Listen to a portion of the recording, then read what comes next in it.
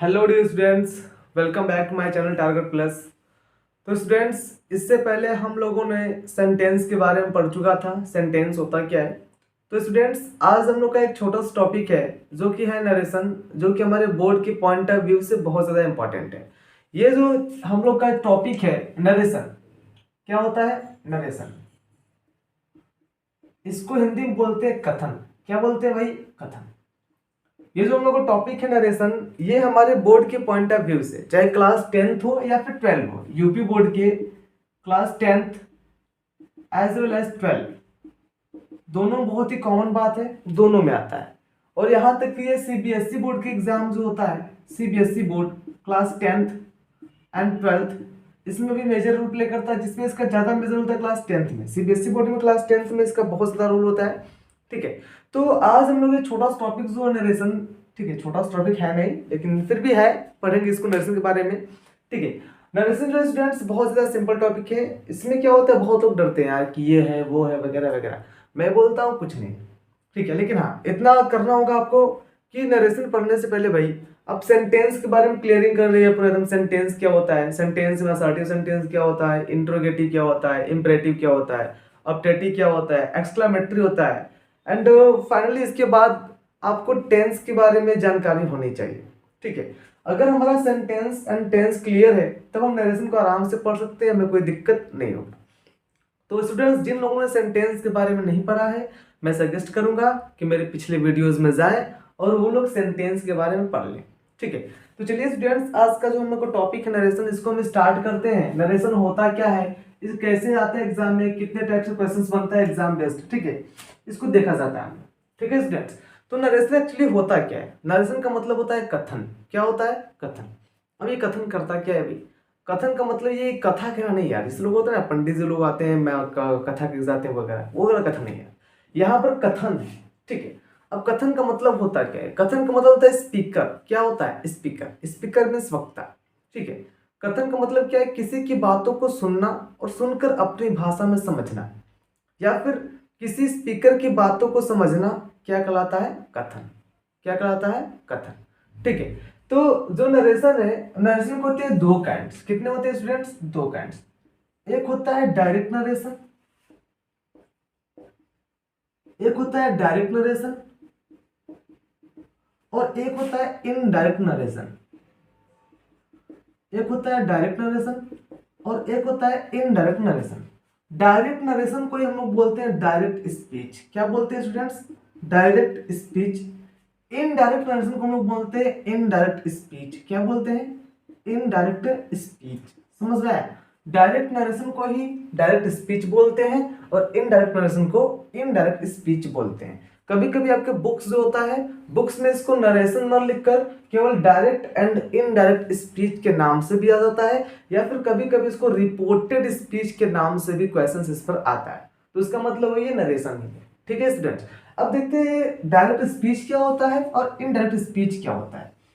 तो direct speech का मतलब है किसी बातों को डायरेक्टली बोल देना, सीधे मतलब है डायरेक्टली बोल देना, और किसी बातों को घुमा फिरा कर बोलना, क्या कहलाता है? Indirect speech. जैसे क्या होता है, अगर मान लो घर में कुछ काम है, सपोज करना भाई कि तुम घर में हो, अपने पापा से डरते हो, इन केस अगर आपको कुछ काम है तो क्या करोगे? पहले आप मम्मी से बोलोगे मम्मी मुझे ये चाहिए पापा से।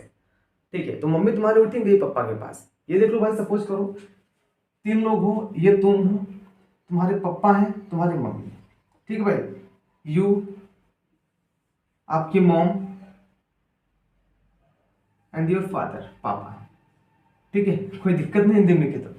ठीक है, यू तुम हो, तुम्हारी मम्मी है, तुम्हारे पापा है। ठीक है, तो मान लो सपोज करो भाई कि तुमको एक स्मार्टफोन चाहिए। जस्ट सपोज कर तुमको एक स्मार्टफोन चाहिए, तुम पापा से बहुत ज्यादा डरते हो। क्या करते हो? डरते हो। तो अब इस स्मार्टफोन के लिए क्या करोगे? तुम पहले अपनी मम्मी को बोलोगे कि मम्मी मुझे स्मार्टफोन चाहिए। शायद मम्मी पहली बार मना कर दें। ठीक है, तो वही तुम रोना धोना स्टार्ट करोगे। ठीक है रोना स्टार्ट करोगे, थोड़ा सा 2-3 दिन खाना वगैरह नहीं खाओगे वगैरह वगैरह। ठीक है, तो भाई जो मम्मी है, आपकी मम्मी आपकी प्रॉब्लम देखी कि बच्चा खाना नहीं खा रहा है, ये कर रहा है वो कर रहा है, तो आपकी मम्मी क्या की? उठी और गई पापा से बोली। क्या बोली? कि मेरे बच्चों को क्या चाहिए? स्मार्टफोन चाहिए। मतलब क्या है, आप यहाँ से किससे बोले भाई? मम्मी से। तो मम्मी से आप तो डायरेक्टली बोल दिए, लेकिन मम्मी आप किससे बोली? पापा से। मतलब आपका काम हुआ कि नहीं? आपको स्मार्टफोन मिला किस मेथड से? इनडायरेक्ट मेथड से। क्लियर हुआ। तो डायरेक्ट क्या होता है और इनडायरेक्ट क्या होता है, अभी तक कॉन्सेप्ट था, ये क्या कॉन्सेप्ट था, ठीक है। डायरेक्ट का मतलब क्या होता है, किसी बातों को डायरेक्टली बोल देना, उसे हम क्या बोलते हैं, डायरेक्ट स्पीच। और इनडायरेक्ट मतलब क्या होता है, किसी की बातों को घुमा फिरा कर बोलना, क्या कहलाता है, इनडायरेक्ट स्पीच। क्लियर हुआ इतना, इससे आगे चले, इधर देखो, कॉन्सेप्ट क्लियर रखो, बस कॉन्सेप्ट क्लियर रहेगा सब सही रहेगा, ठीक है। अब देखो भाई, ये थोड़ा सा इसको ग्रामर की भाषा में समझ लें कि डायरेक्ट स्पीच क्या होता है और इनडायरेक्ट स्पीच क्या होता है। तो ग्रामर की भाषा ये बोलता है भाई कि डायरेक्ट स्पीच वह स्पीच है या फिर वह स्पीच जो कॉमा और डबल इन्वर्टेड कॉमा से जुड़ा हो। ऐसा स्पीच जो कॉमा और डबल इन्वर्टेड कॉमा से जुड़ा हो उसको हम लोग बोलते हैं डायरेक्ट स्पीच। क्या बोलते हैं, डायरेक्ट स्पीच। एग्जाम्पल देखना यहाँ पर, जैसे जैसे भाई यहाँ हम ले लें, Raj says he is playing, Raj says he is playing. तो यहां पर देखना ध्यान से, यहां पर क्या आया, इन्वर्टेड कॉमा आया, फिर यहां पर डबल इन्वर्टेड कॉमा आया कि नहीं आया, तो इसको हम लोग क्या बोल देंगे, डायरेक्ट स्पीच। क्या बोल देंगे, डायरेक्ट स्पीच। अगर वही कॉमा और डबल इन्वर्टेड कॉमा को हम हटा दें, क्या करें, हटा दें, तो इसको हम लोग बोलते हैं इनडायरेक्ट स्पीच। क्या बोलते हैं स्टूडेंट्स, इनडायरेक्ट स्पीच। तो ये क्या हो जाएगा, राज says that he is playing। समझ में आया। अभी यहाँ पर ये कैसे हटा, क्या है यहाँ पर, दैट क्यों आया, अब इसको छोड़ दो, अब इसका टेंशन मत लो दिमाग में, ये सब कुछ हम लोग आगे सीखेंगे। फिलहाल बस इतना समझो कि डायरेक्ट स्पीच क्या होता है और इनडायरेक्ट स्पीच क्या होता है। जो डायरेक्ट स्पीच होता है उसमें कॉमा डबल इन्वर्टेड कॉमा लगा होता है, इनडायरेक्ट में कॉमा और डबल इन्वर्टेड कॉमा नहीं लगा होता है। इतना क्लियर हुआ, समझ में आया, ठीक है। अब देखना है इसमें थोड़ा सा एक बहुत ज्यादा इंपॉर्टेंट फैक्टर्स हुआ है, ठीक है। क्या है, जो डायरेक्ट स्पीच होता है, जो डायरेक्ट स्पीच होता है इसके दो भाग और होते हैं, इसके दो पार्ट और होते हैं। एक होता है रिपोर्टिंग वर्ब। क्या होता है स्टूडेंट्स, एक होता है रिपोर्टिंग वर्ब, ठीक है, और एक होता है रिपोर्टेड स्पीच। क्या होता है, रिपोर्टिंग वर्ब होता है और एक होता है रिपोर्टेड स्पीच। रिपोर्टिंग वर्ब और रिपोर्टेड स्पीच। अब ये दोनों क्या है, रिपोर्टिंग वर्ब क्या है, रिपोर्टेड स्पीच क्या है, इन दोनों में डिफरेंस क्या है। रिपोर्टिंग वर्ब मतलब क्या है, ऐसा स्पीच, एक्चुअली क्या है, ये डायरेक्ट स्पीच की तो भाग है दोनों, रिपोर्टिंग वर्ब और रिपोर्टेड स्पीच। तो रिपोर्टिंग वर्ब किसे बोलेंगे, रिपोर्टेड स्पीच किसे बोलेंगे, इसको देखना थोड़ा सा। तो रिपोर्टिंग वर्ब क्या होता है, रिपोर्टिंग वर्ब हम लोग उसे बोलते हैं या फिर ऐसा स्पीच या फिर ऐसा वर्ब जो इन्वर्टेड कॉमा के बाहर, ठीक है, सिंपल सा मतलब डायरेक्ट स्पीच का वह भाग, डायरेक्ट स्पीच का वह भाग जो इन्वर्टेड कॉमा के बाहर हो। ध्यान से सुनना क्या बोल रहा हूं, डायरेक्ट स्पीच, तो ये डायरेक्ट स्पीच है, हाँ या ना है, और इसमें जो इन्वर्टेड कॉमा के बाहर, कहां पर, इन्वर्टेड कॉमा के बाहर, ये हुआ इन्वर्टेड कॉमा, इसके बाहर क्या है, राज सेज। क्या है भाई, राज सेज। तो यहां पर हमारा जो सेज है क्या है, राज सेज, इसको आप लोग चाहो तो क्या बोल सकते हो, रिपोर्टिंग वर्ब। क्या बोल सकते हो, रिपोर्टिंग वर्ब। जो इन्वर्टेड कॉमा के बाहर होगा उसे क्या बोलेंगे, रिपोर्टिंग वर्ब। और जो चीजें जो है, जो सेंटेंसेस जो है इन्वर्टेड कॉमा के अंदर है, कहां पर है, इन्वर्टेड कॉमा के अंदर है। तो इन्वर्टेड कॉमा के अंदर क्या है भाई, ही इज प्लेइंग, तो ही इज प्लेइंग हमारा क्या हो जाएगा, रिपोर्टेड स्पीच। क्लियर हुआ, रिपोर्टिंग वर्ब में और रिपोर्टेड स्पीच में डिफरेंस क्लियर हुआ। रिपोर्टिंग वर्ब किसे बोलेंगे, डायरेक्ट स्पीच का वह भाग जो इन्वर्टेड कॉमा के बाहर हो उसे क्या बोलते हैं, रिपोर्टिंग वर्ब। और रिपोर्टेड स्पीच किसे बोलते हैं, डायरेक्ट स्पीच का वह भाग जो इन्वर्टेड कॉमा के अंदर हो उसे क्या बोलेंगे, रिपोर्टेड स्पीच। ध्यान से देखना है आपको, ध्यान से देख लेना, क्योंकि आगे रिपोर्टिंग वर्ब और रिपोर्टेड स्पीच बहुत ज्यादा परेशान करेगा, ठीक है। तो जब मैं बोलूँ रिपोर्टिंग वर्ब क्या होता था, आपको दिमाग चलता है, हाँ यार जो डायरेक्ट स्पीच था उसके बाहर वाला क्या होगा, रिपोर्टिंग वर्ब होगा, हाँ यार। और बोलो रिपोर्टेड स्पीच, तो आपके दिमाग में होना चाहिए, हाँ यार जो इन्वर्टेड कॉमा के अंदर उसे क्या बोलते हैं, रिपोर्टेड स्पीच। इतना क्लियर हुआ, इसको देख लो, उतार लो, ठीक है।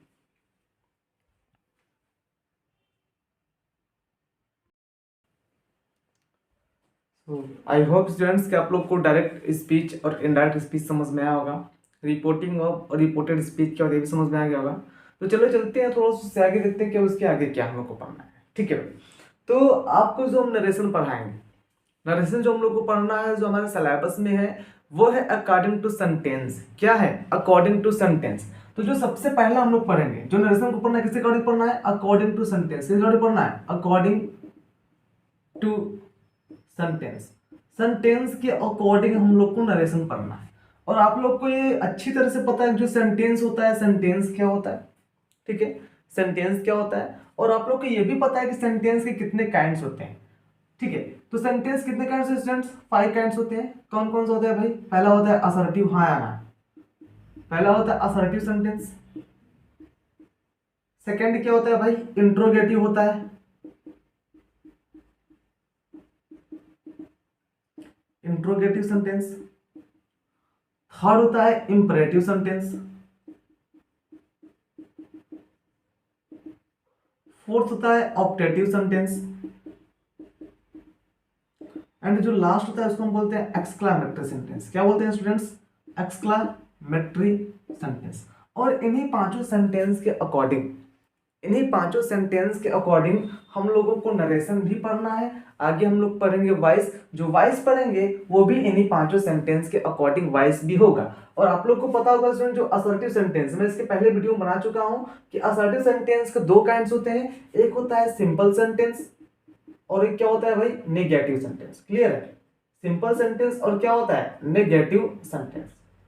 सिंपल सेंटेंस और नेगेटिव सेंटेंस। सिंपल सेंटेंस को ही पॉजिटिव सेंटेंस भी बोलते हैं। सिंपल सेंटेंस को ही अफर्मेटिव सेंटेंस के नाम से भी जाना जाता है। समझ में आया? तो इतना क्लियर हुआ। नरेशन समझ में आया कि नरेशन क्या होता है, नरेशन क्या होता है, इसके काइंड्स कितने होते हैं, ठीक है। नरेशन में जो 2 हैं, डायरेक्ट स्पीच, इनडायरेक्ट, तो उसके काइंड्स क्या होते हैं, डायरेक्ट स्पीच क्या होता है, इनडायरेक्ट स्पीच क्या होता है, क्लियर है, ठीक है। तो जो हम लोग को आगे पढ़ना है वो नरेशन पढ़ना है। नरेशन जो है हम लोग को पढ़ना है अकॉर्डिंग टू सेंटेंस। क्या पढ़ना है? अकॉर्डिंग टू सेंटेंस, सेंटेंस के अकॉर्डिंग नरेशन। जो फर्स्ट इसमें हम लोग को पढ़ना है वो पढ़ना narration of assertive sentence, after that interrogative sentence का, after that imperative, optative and exclamatory. इन्हीं पांचों सेंटेंस के अकॉर्डिंग हम लोग को नरेशन पढ़ना है। समझ में आया?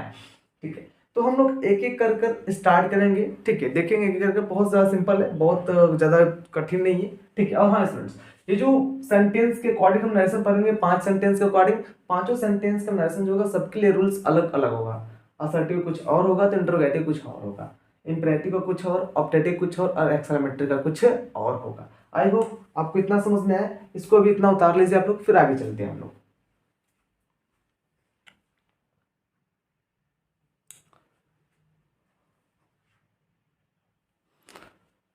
चलिए स्टूडेंट्स, इतना हो गया। अब इससे आगे चले हम लोग, इससे आगे देखें क्या है। चलिए ठीक है, इसको मिटाते हैं, ठीक है। इधर देखिए, तो नरेशन में जो हम लोग को फर्स्ट पढ़ना है, ठीक है, नरेशन जो है हम लोग को पढ़ना है अकॉर्डिंग टू सेंटेंस। और अकॉर्डिंग टू सेंटेंस में जो हम लोग का फर्स्ट सेंटेंस है वो है असर्टिव सेंटेंस। क्या है भाई? असर्टिव सेंटेंस, असर्टिव सेंटेंस पढ़ना, ठीक है। क्लास 12, आप लोग जो क्लास 12 में हो यूपी बोर्ड में, ध्यान से पढ़ना, क्योंकि आप लोग पढ़ोगे ट्रांसफॉर्मेशन। जो नरेशन है वो ट्रांसफॉर्मेशन का ही पार्ट है, ठीक है। ट्रांसफॉर्मेशन पढ़ोगे तो ट्रांसफॉर्मेशन नरेशन भी है, तो ध्यान से पढ़ना। इधर देखो, असर्टिव सेंटेंस जो है, आप लोग को असर्टिव सेंटेंस के बारे में पता होगा। नहीं पता है तो इससे पहले जो हमने वीडियो बनाया है सेंटेंस के ऊपर, थोड़ा सा उस पर जाकर देख लीजिएगा सेंटेंस को, तब नरेशन को स्टार्ट कीजिएगा। अगर आपको सेंटेंस के बारे में क्लियरिफिकेशन नहीं होगा तो आपको शायद नरेशन कम समझ में आए, ठीक है। तो इससे अच्छा मैं आपको सपोज ये सब मतलब बोलूंगा कि आप सेंटेंस, सॉरी, नरेशन पढ़ने से पहले जो पुराना वीडियोस जो है सेंटेंस के ऊपर डिपेंड है, जो सेंटेंस के ऊपर बनाया है हमने, उसको आप लोग जाकर देख लीजिए, ठीक है। असर्टिव सेंटेंस होता है, इसके 2 काइंड्स होते हैं, अभी लिखवाए थे हमने आपको। कौन कौन सा? सिंपल सेंटेंस और क्या होता है? नेगेटिव सेंटेंस, ठीक है। अब सिंपल सेंटेंस क्या होता है, नेगेटिव क्या था, आप लोगों को पता है? नहीं पता है तो आप लोग जाके पिछले वीडियो से देख लीजिएगा, ठीक है। आगे चलते हैं। नरेशन जो है असर्टिव सेंटेंस का हम लोग को पढ़ना है, और हम आपको यहाँ पर जो रूल्स बताएंगे अभी अभी जो रूल्स बताएंगे वो केवल और केवल फॉलो होगा, वो केवल और केवल फॉलो होगा from direct speech, from direct speech into indirect speech. Direct speech से, डायरेक्ट स्पीच से इनडायरेक्ट स्पीच बनाना हम आपको इस वीडियो में बताएंगे। अभी हम आपको जो बताएंगे वो जो रूल्स होगा, वो रूल्स केवल और केवल असर्टिव सेंटेंस का होगा। और असर्टिव सेंटेंस में डायरेक्ट स्पीच से इनडायरेक्ट स्पीच कैसे बनाते हैं इसको हम लोग देखा जाएगा, ठीक है। तो आगे चलते हैं, इधर देखिए, आगे चलते हैं, आते हैं, ठीक है। तो देखिए रूल नंबर 1 हमारा क्या है।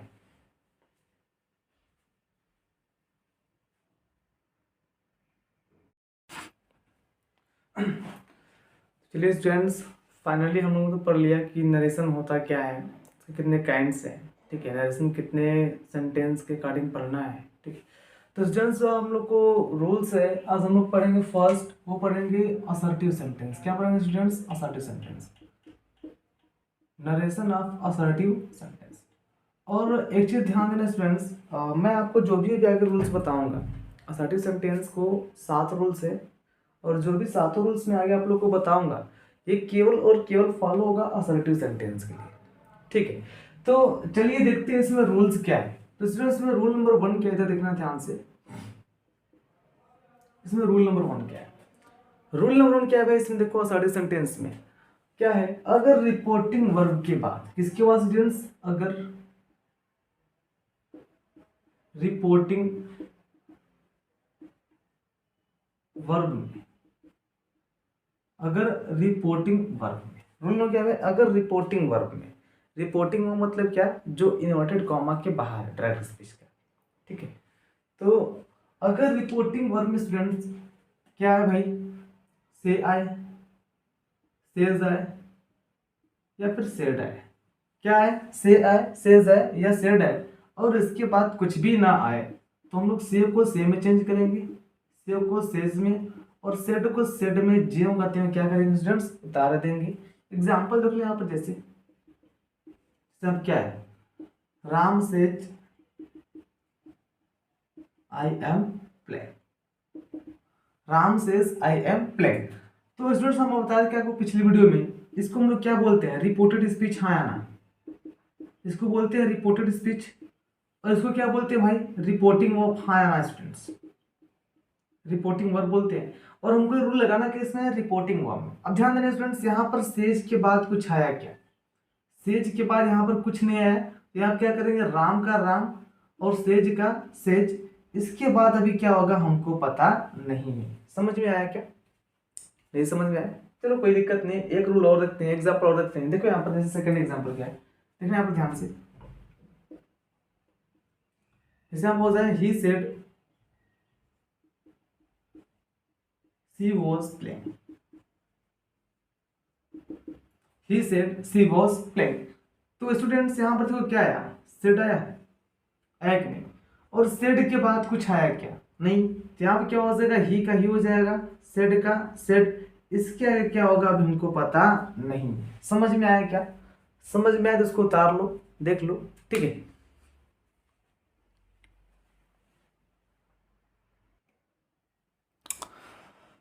चलो स्टूडेंट्स, रूल नंबर 1 समझ में आ गया।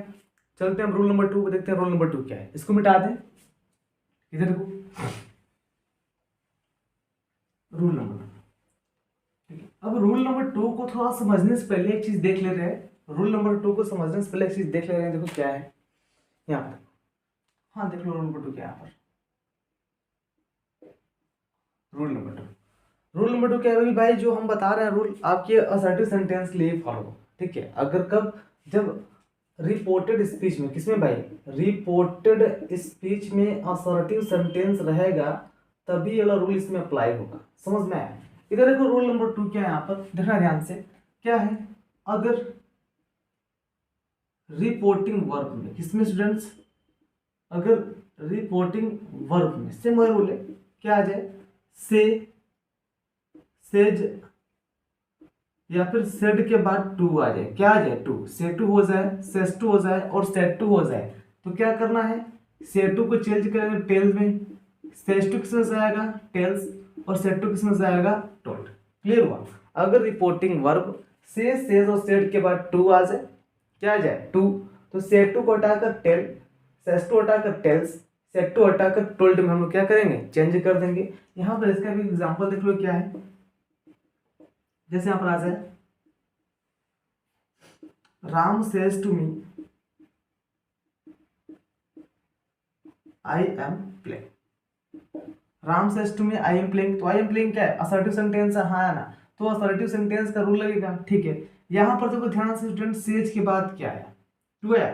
सेज के बाद टू आया कि नहीं? जब सेज टू है तो सेज टू किसमें जाएगा? टेल्स में। तो यहाँ पे क्या हो जाएगा? राम, इसको हटा क्या हो जाएगा? टेल्स। यहाँ पे क्या हो जाएगा? मी। इसके आगे भी क्या होगा हमको पता नहीं। समझ में आया क्या? कोई दिक्कत? एग्जाम्पल और देख लो यहाँ पर, जैसे ही said to her you will dance, he said to her you will dance. यहाँ पर स्टूडेंट्स सेड के बाद क्या आया भाई, टू, सेड टू किसमें आता है, टोल्ड में। यहाँ पर क्या हो जाएगा ही, इसको हटाकर टोल्ड, यहाँ पे क्या हो जाएगा हर, इसके बाद क्या होगा हमको पता नहीं। समझ में आया क्या, इसमें कोई दिक्कत, इसको उतार लो अभी, फिर चलते हैं रूल नंबर 3 पर।